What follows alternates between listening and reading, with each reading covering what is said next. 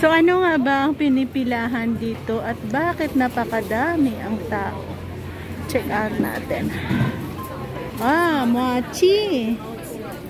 Mochi pala. Ayan. Ayan. Ito nilang ginagawa.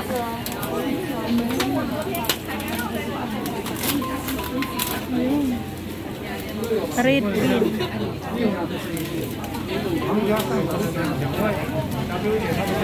Ito ang fan dito sa street market. Iba-iba ang iyong nakikita.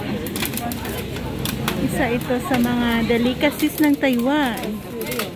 Ang red bean mochi. Diba? Ayan.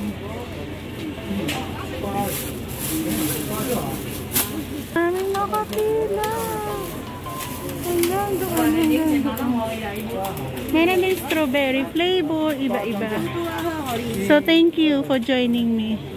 Magkaroon kayo ng idea sa aking ipinapasilip na pagkain dito sa Taiwan. Bye-bye. God bless and mabuhay.